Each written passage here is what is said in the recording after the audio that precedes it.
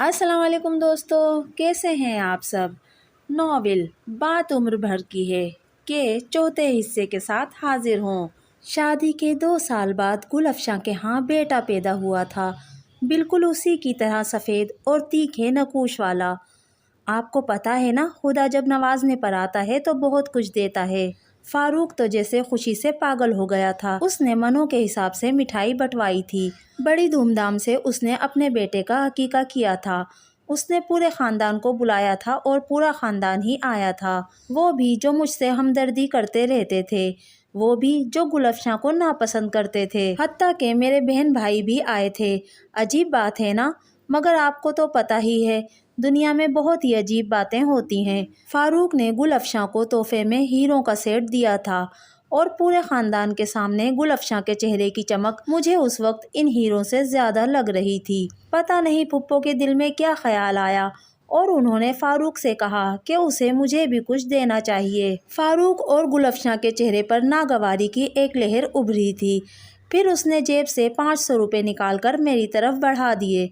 तुम कोई सूट ले लेना, उसने कहा था। मैंने वो रुपए ले लिए। मैं इस पर भी बहुत खुश थी। गुलफशा हुस्न थी, हुस्न को सिंगार चाहिए। मैं बदसूरत थी, मेरे लिए यही काफ़ी था कि मेरा वजूद किसी अच्छे कपड़े से ढक दिया जाए। मुझे किसी बात पर एतराज़ नहीं था। क्या आपको पता है एतराज़ क्या होता है? सुम्बुल 4 साल की होने वाली थी। मैं उसे अब स्कूल में दाखिल करवाना चाहती थी, किसी बहुत अच्छे स्कूल में। जब मैंने फारूक से उसे स्कूल भेजने की बात की तो उसने कहा कि वो चंद दिनों तक 2-4 अच्छे स्कूलों के फॉर्म्स वगैरह लाकर देखेगा, फिर तय करेगा कि सुम्बुल को कहाँ दाखिल करवाना चाहिए।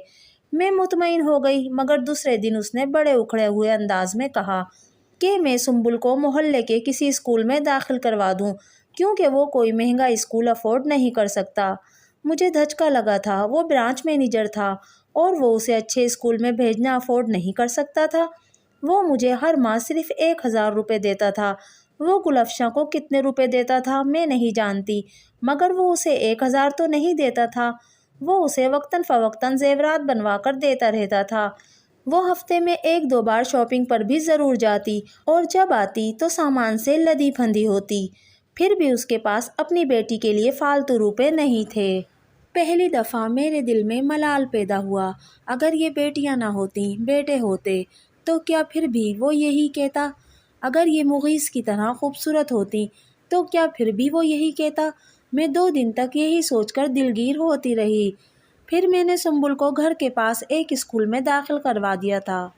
इस स्कूल की फ़ीस 200 रुपये थी और उसे स्कूल में दाखिल करवाते ही मेरे अखराजात बढ़ गए थे। मैंने एक दिन फारूक से कहा कि वो मुझे थोड़े ज़्यादा रुपए दे दिया करे, क्योंकि 1000 रुपयों से मेरा गुजारा नहीं होता।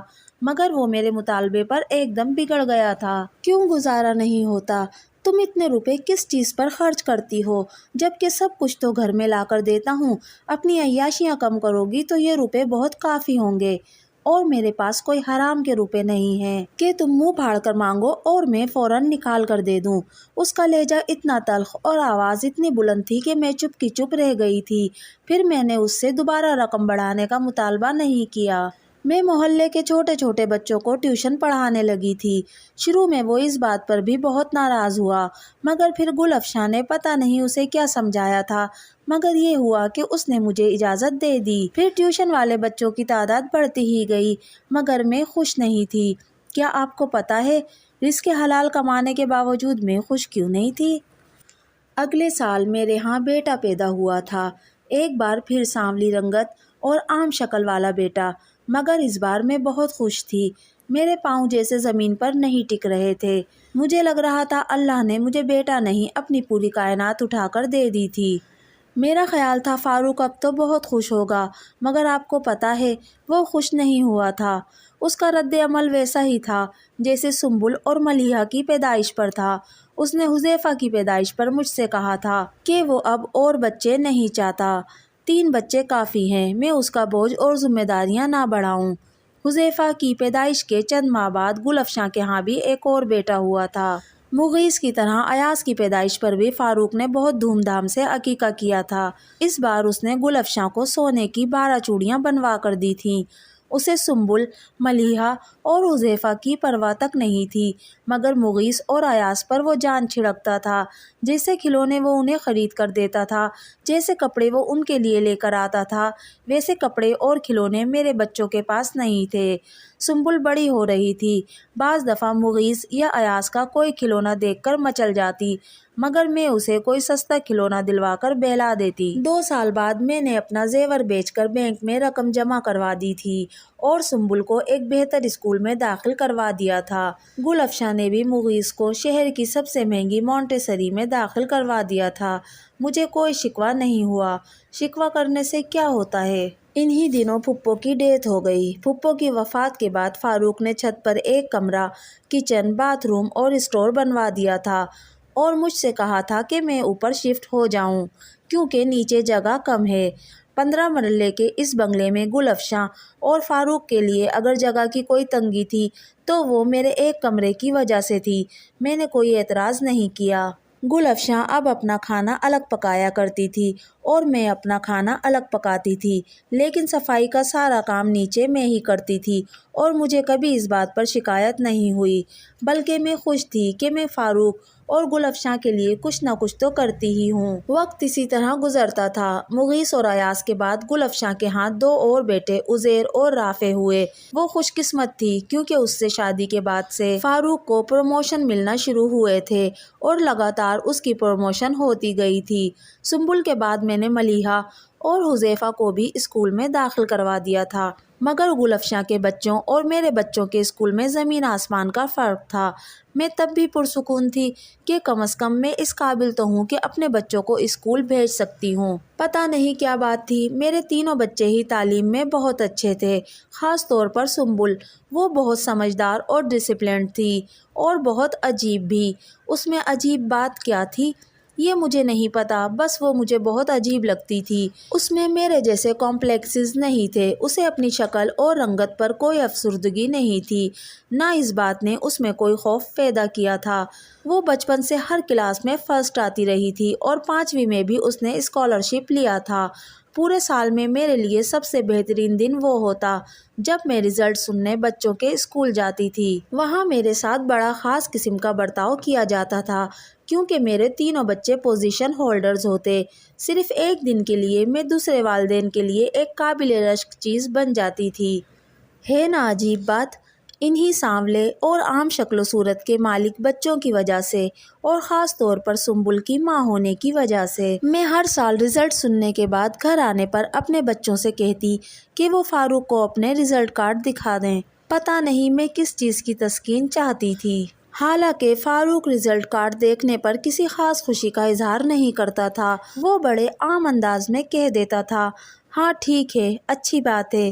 ملیحہ اور حذیفہ تو اسی بات پر بہت خوش ہو جاتے میری طرح، مگر سنبل پتہ نہیں کیوں ہر دفعہ کہتی، پاپا آپ دیکھ لیں مغیث اور ایاز نے کوئی پوزیشن نہیں لی۔ اس بات پر جہاں گل افشاں بگڑتی وہاں فاروق کے ماتھے پر بھی تیوریاں آ جاتی، میرا سانس بھی اٹک جاتا۔ گل افشاں کہتی، وہ کسی عام اسکول میں نہیں پڑھ رہے، شہر کے سب سے اچھے اسکول میں پڑھ رہے ہیں، وہاں تو ایک سے ایک قابل بچہ پڑھتا ہے، وہاں کا پاس ہونا بھی تمہاری پوزیشن سے زیادہ اہم ہے۔ مگر پوزیشن تو پوزیشن ہی ہوتی ہے۔ سنبل پھر بھی کہے جاتی، میں زبردستی اسے وہاں سے لے جاتی۔ میں نہیں چاہتی تھی کہ کوئی جھگڑا ہو۔ 4تھی کلاس تک ایسا ہی ہوتا رہا تھا، مگر 5ویں میں فرسٹ پوزیشن لینے کے بعد ملیحہ اور حذیفہ کی طرح فاروق کو شام کو رزلٹ دکھانے نہیں گئی تھی۔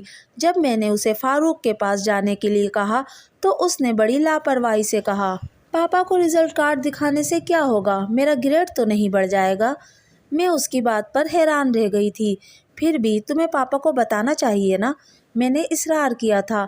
انہیں پتہ چل ہی جائے گا، ملیحہ بتا دے گی، مگر میں ان کے پاس نہیں جاؤں گی، اس نے اکھڑے انداز میں کہا تھا اور پھر وہ نہیں گئی تھی، بلکہ انعام میں ملی ہوئی کتابیں نکال کر پڑھتی رہی۔ پھر اکثر ایسا ہی ہونے لگا۔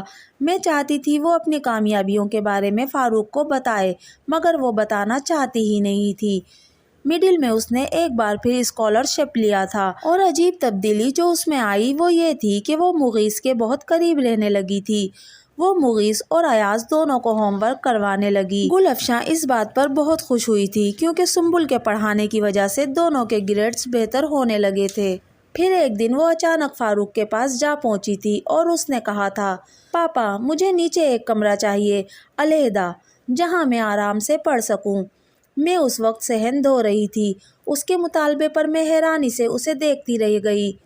فاروق بھی کچھ حیران نظر آیا تھا۔ پھر اس نے گل افشاں کے چہرے کی طرف دیکھا جو خود بھی متذبذب نظر آ رہی تھی۔ میں وہی کمرہ لے لیتی ہوں جہاں ہم لوگ پہلے رہتے تھے، کل میں اپنی چیزیں سیٹ کر لوں گی۔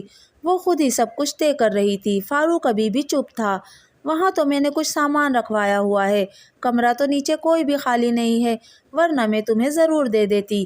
گل افشاں اچانک بولی تھی، آنٹی میں وہ سامان ساتھ والے کمرے میں رکھ دوں گی، یا چلیں وہ سامان وہیں رہنے دیتی ہوں، کیونکہ میرا کون سا بہت سا سامان ہے جو مجھے وہاں رکھنا ہے، بس کتابیں ہی تو ہیں، ٹھیک ہے نا؟ سنبل کے اطمینان میں کوئی کمی نہیں آئی تھی۔ وہ یہ کہہ کر زیادہ دیر وہاں رکی نہیں تھی بلکہ اوپر چلی گئی تھی۔ گل افشاں کے تیور بہت بگڑے ہوئے تھے مگر وہ خاموش تھی۔ فاروق کا چہرہ بھی بہت سنجیدہ تھا اور میری سمجھ میں نہیں آیا تھا کہ ہوا کیا ہے، وہ کیوں الگ کمرہ چاہتی ہے۔ دوستو، یہ تھا ناول بات عمر بھر کی ہے کا چوتھا حصہ۔ اگر آپ کو میری ویڈیو پسند آئی تو پلیز میرے چینل کو سبسکرائب کیجیے، میری ویڈیو کو لائک اور شیئر کیجیے۔ ملتے ہیں اگلی ویڈیو میں، تب تک کے لیے اللہ حافظ۔